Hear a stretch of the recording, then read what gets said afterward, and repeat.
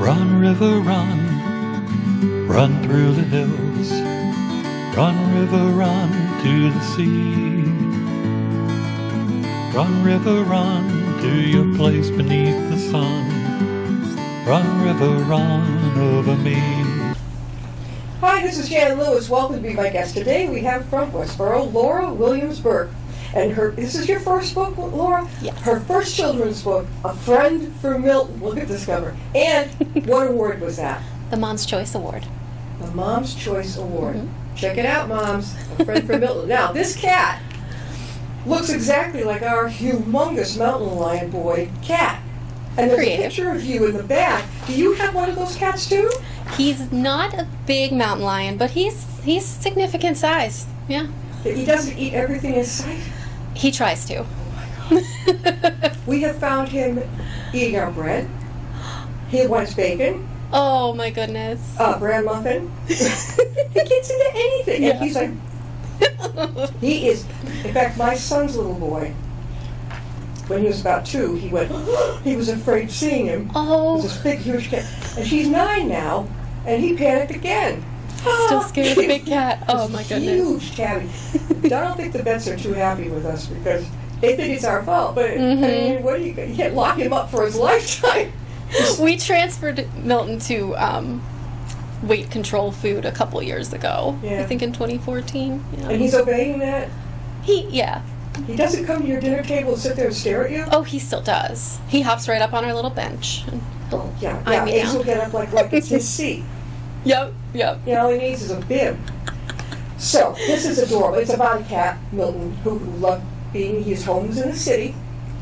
I'll read back. But when the owner leaves for work, Milton thinks he needs to find the perfect playmate to cheer him up.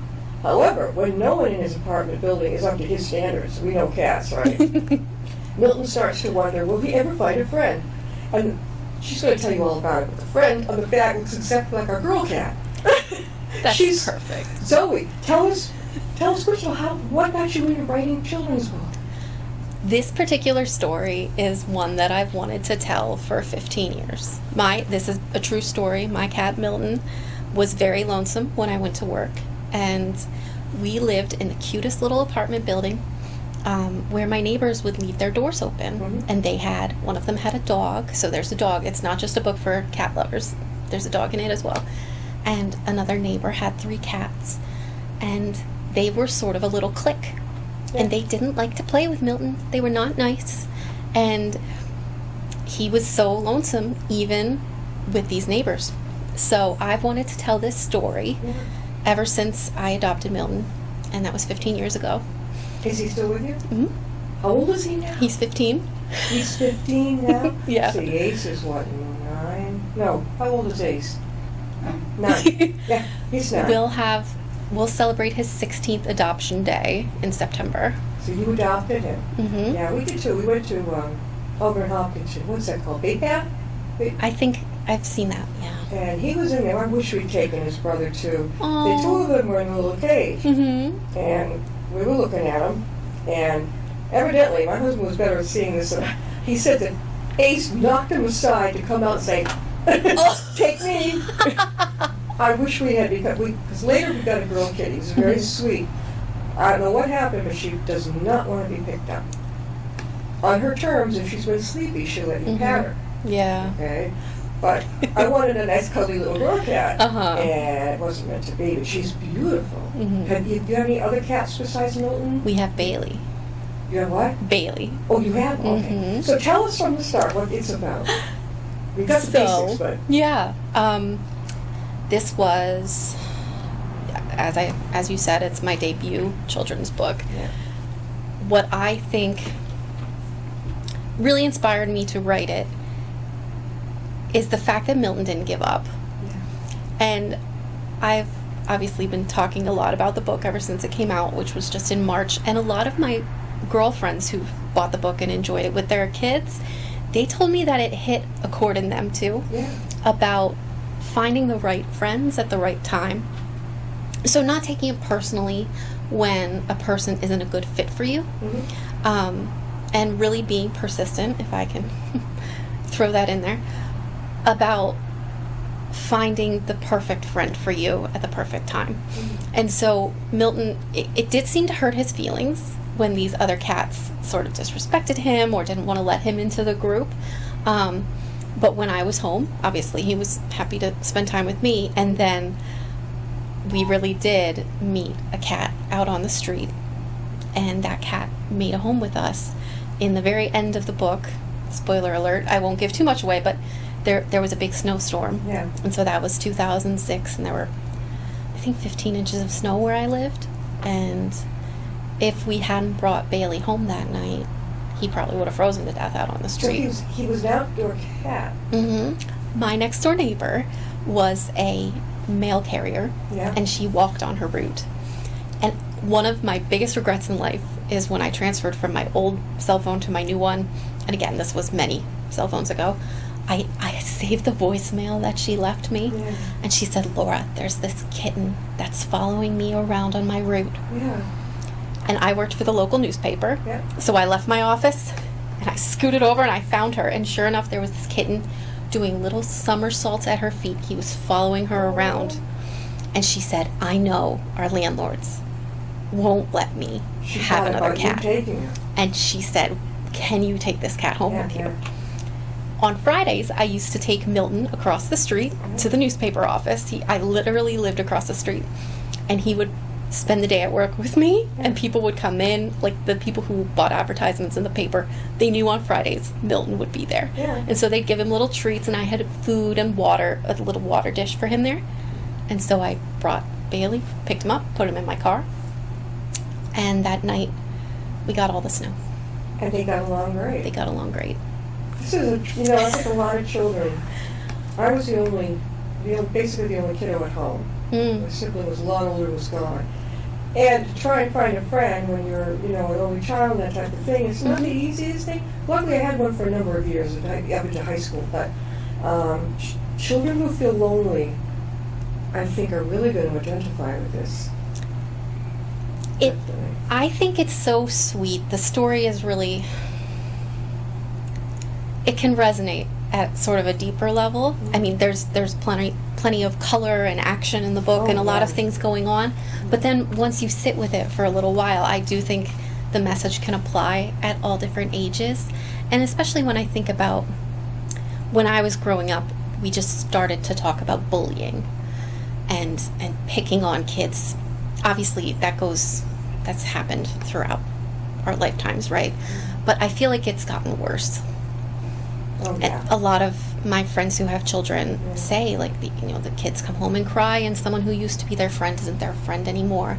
And so I think what really sticks with me about Milton's story is you can find friends for different seasons of your life. Right. And even if someone isn't your friend right away, maybe they will be later. Sandy, this is the cutest picture. Milton is alone again. He's sitting on the windowsill.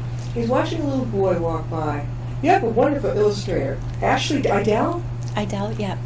She's wonderful. My publisher connected us. And I was going to say, where'd you find her? I think she did such a phenomenal job. When I was going through my photos from 15 years ago, Yeah. I found a couple that were almost identical that I hadn't seen. Yeah.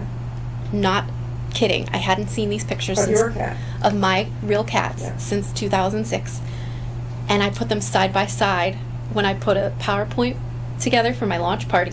And I had to email her and I said, "Look at these pictures. Look what you did." Because they're just almost true to life. Now, this is his neighbor, Ralphie, who is a Siamese. I had a cat that was pretty much Siamese. I mean, all he did was yak. But not as much as my male huge mountain lion, tabby cat. No. He will not shut up. If my husband goes to the bathroom, I've never seen a cat so attached. We leave the house over and over again. I've never seen anything like it. That's Almost incredible. human. We were talking about how cats can come. They want to, when you're at the dinner table or whatever, it's like, he just comes and he stares at me. Like he knows I'm going to flip him a little piece. Uh-huh. And sometimes if there's a chair, he'll sit up. Like, I'm here, I'm at my place. You give me a plate now. Or a bib. Now you have 2 kitties now? I do. Okay, one keeps him company. Mm-hmm. This person, you found a gem in this illustrator. Let I me tell know, you. she's lovely. I do. I like it. I like the color. Oh, here comes Milton's new neighbor, Rowan, skids to a halt outside his apartment. Oh, this is so cute. And the dog down the hall was Yeah, a little chihuahua. Yeah. I remember the morning after the snowstorm in the book. Yeah. I needed to take photos for the paper, but I couldn't get my car out Yeah. because there was so much snow. And so my neighbor took the dog, put him out in a snowbank, and I took a picture of the dog like climbing out. Oh, that's so cute. It was adorable. Well, now, this is your first. Have you got something else coming up? Another one? A children's book? I've talked about doing a book for Bailey. Yeah. Haven't decided yet. This one hasn't been out very long, but Well, yeah, you get you out there. I mean, really, don't get discouraged. I know, there are a zillion places. You are originally from Philadelphia. outside of Philly, yeah.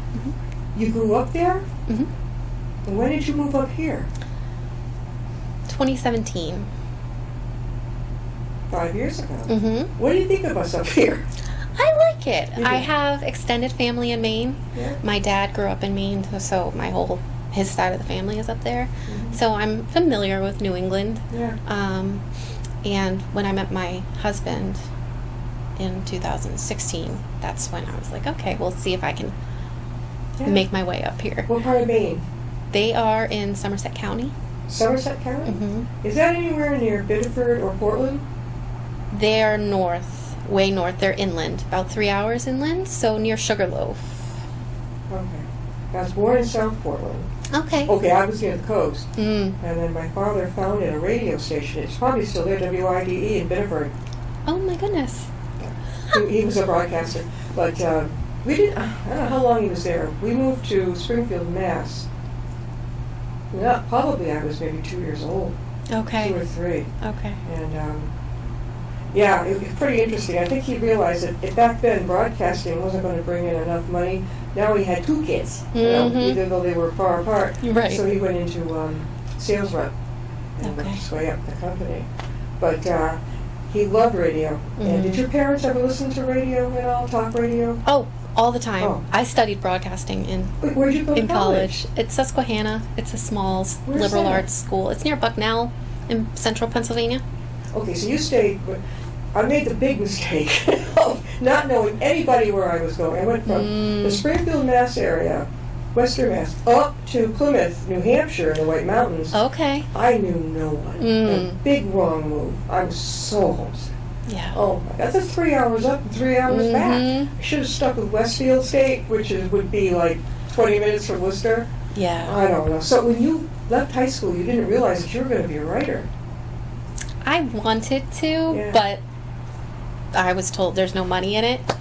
And I'll Oh, never I don't forget. believe it. I know. Oh, I'll never forget when I graduated college, I took my job at the paper and we got Newsweek magazine, and the cover of Newsweek, it was like a ransom note, Yeah. and it said, "Who killed the newspaper?" And I was in the middle of packing my things to go move to my newspaper job, and I thought, uh-oh. Yeah, yeah. What happened then? It was on the cover of Newsweek. Mm. It was going to be the newspaper you were going to work for. Oh, no, they were asking, the Newsweek article was about the decline of journalism. Oh, okay. Yeah. Yeah, people say that, but I buy the Sunday papers just about every Sunday. But I Mhm. grew up with this. Exactly. Your parents too? Yes. Oh God, we had to Mhm. have, what was it now? Boston Globe, maybe the New York Times, and then of course all those political talk shows all Sunday afternoon. And God help me if I interrupted them. It really was Dad. Mom's kind of like, okay, I'll watch it with you. But really, that's how I grew up with it. But it was good. Yeah. Did you have books around you a lot? Constantly. Music? My mother loved to brag that she could take my sister and I anywhere, and we would just sit and read a book and be quiet Did your mother read to you at all as a child? all the time. Ah, see. How old were you before she stopped? When she stopped reading? I don't know. We would even if she wouldn't continue reading to me, Yeah. even to this day, we trade books with each other. Yeah. And she'll email me, hey, get the new whatever book, or I Yeah. got this from the library. And Yeah, so, mine, I don't know if you remember. Do you remember the Thornton Burgess Tales of Mother West Wind, Jimmy the Skunk, Grandfather Frog? How about the Bobbsey twins? Oh, Oh. yep. The Boxcar Children, Exactly. Well, my mother- Babysitters Club. You learned to read in first grade. Now I'm 8. And she would read to me before bed, probably just to get me quiet down so they could put me away enough for the night. But one night she said to me, Jan, you can read to yourself now. You know that. And I was 8. I'm like, oh.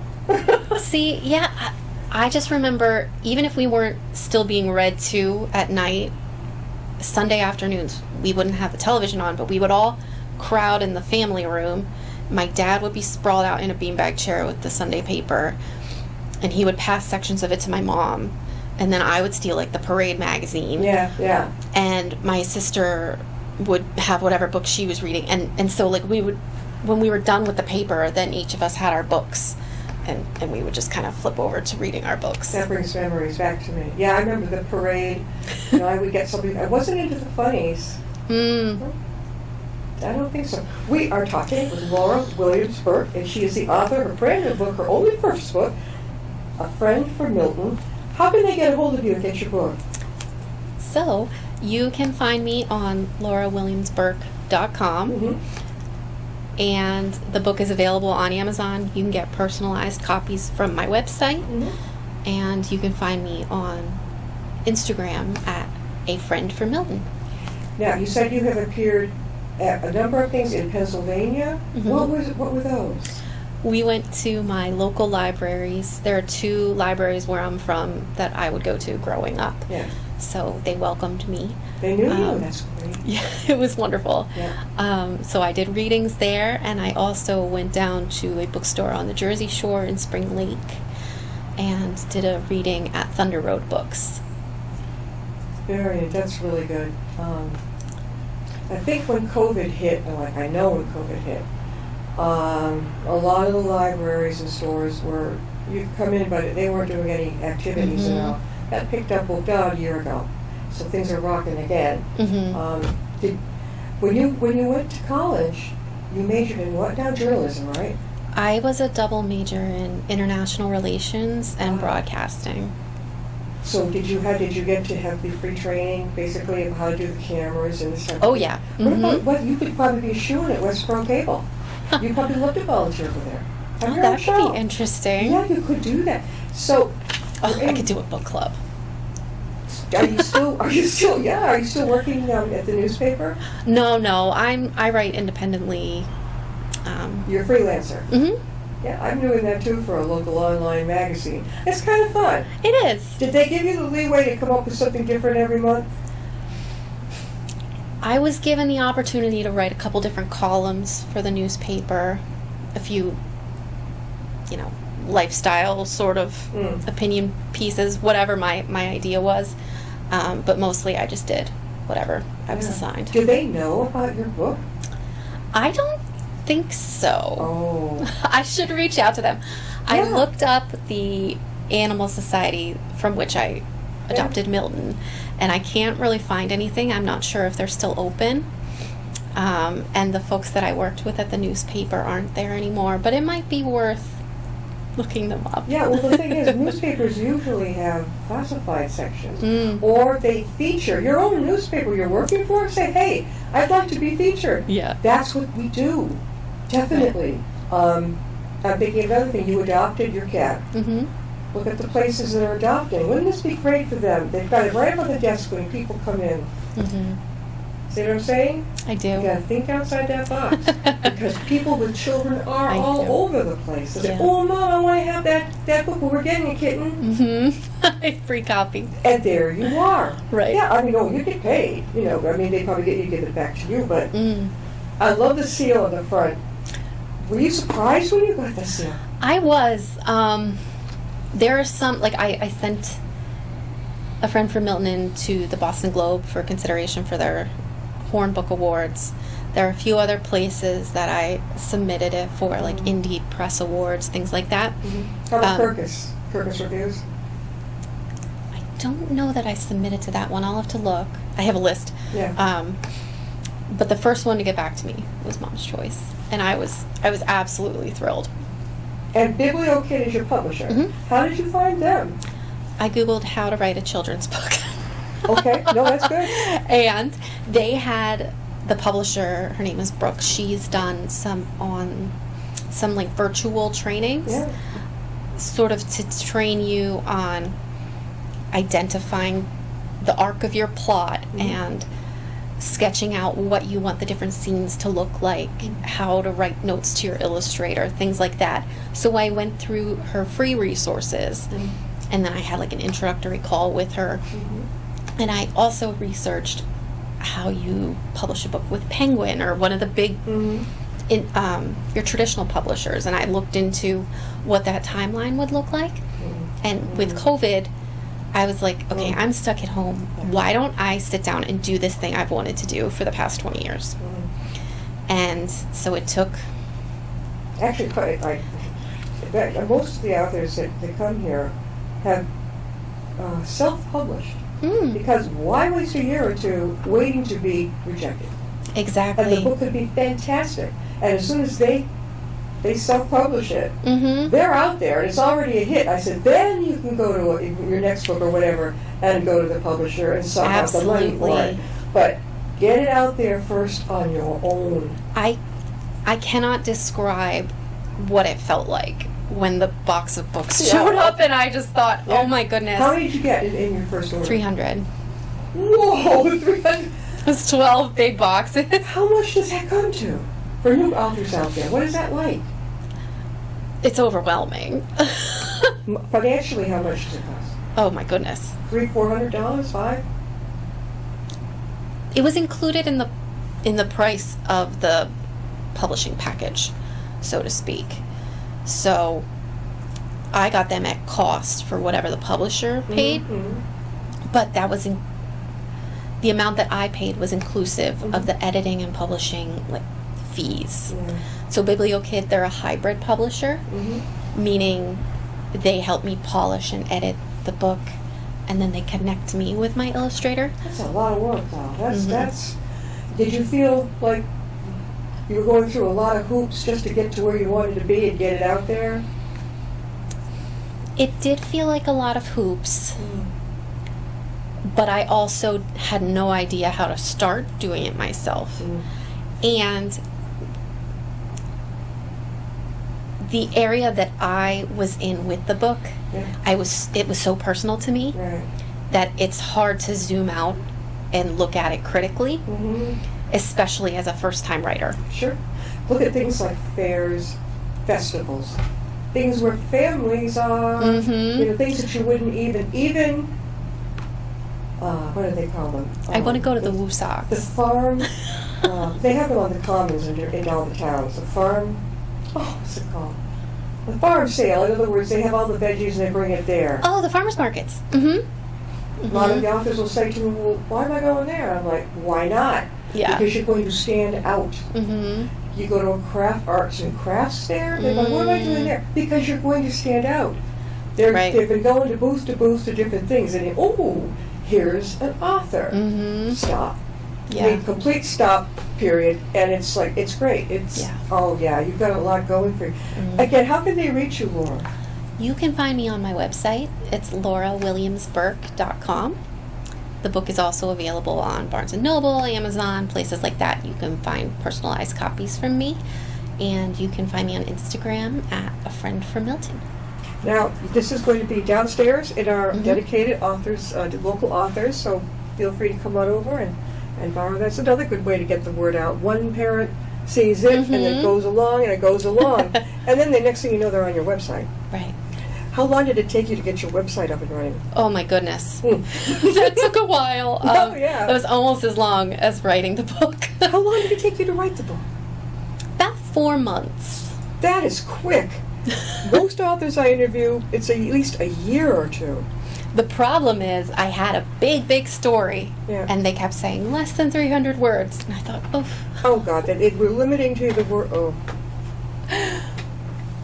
It's hard. It's difficult. Very difficult. challenging. There were some scenes that hit the cutting room floor, so to speak, that really did happen. Like my neighbor who helped find Bailey. Her boyfriend at the time brought over these fresh crabs, and they were cooking crab, and all the cats were sitting around the garbage can. And the Siamese cat is a real cat. He existed, and he was just running around crazy, and all the cats wanted to eat the crabs, and I just thought that would have been the cutest little scene, but you can't fit it. Definitely. 30 pages. I'm just wondering, this would be adorable as a series. Mm-hmm. Any thoughts? Oh, absolutely. We've talked about writing a sequel for Bailey, because Bailey would like his own merch and his own book. We've talked about it, so Definitely. it's possible. Yeah, because children get attached to books. Look at the Boxcar children, Nancy Yes. Drew, and then all the ones now, Captain Underpants. So, I mean, that was a big one with my kid. I don't know what the biggest one. Right now, it seems to be, I don't know if you've noticed, but fantasy. Real fantasy with these kids. Well, look at Harry Potter. Right. I tried. Did you ever try reading that? I can't get into it. I read those as an adult. I had a friend who kept bothering me, and he said, "You will love these books." He loaned me the first 3, and he said, "If after the 3rd book you don't like the series, I will leave you alone." And he was absolutely right. So I read those as an adult. I read them when I was 30. What'd you think? Absolutely loved them. You loved them. Loved them. I just couldn't get into it. Did you read up to the 3rd book? No, I was trying to get through the first. But fantasy, The first wasn't great. The fantasy is not my thing. Not at Yeah. all. My husband's into sci-fi. Uh-huh. Sometimes sci-fi can have some realistic parts to it. But we're going to have to close now. One more time. Laura, how do they get your book? You can go on my website, laurawilliamsburke.com. It's also available on Amazon, Barnes & Noble, anywhere you buy books. You can also find me on Instagram at A Friend for Milton. A friend for Milton. This was a lonely cat, and he got a friend. I hope he must like your own cat must like the difference between the city and now out here in this area. Oh, they're hunting a chipmunk right now that lives on our deck. And there's a bunny that lives under our front steps. Look out, so there's coyotes around here. Love to eat these little animals. Oh, Watch goodness. your cat. We had a cat next door in the next town over, and he came back. He was shaking, and he was wrecked all over him. Coyotes, and so we rushed him to the vet. They saved his life. But we keep our cats indoors now. I will not let either one of them out. They're too easy prey. Mm-hmm. There's a fisher cat or a bobcat we saw the other day. Oh, those are terrifying. Yeah. And there's a bear. We ran into a baby bear right here in Upton going across the street. My goodness. That's a wildlife. Wildlife capital of the world right here in Upton. Laura, it's good to have you on. We'll have you back again because I have a Thanks so feeling you got much. something else coming, right? Hopefully. All right. We'll see you next time. I'll be my guest.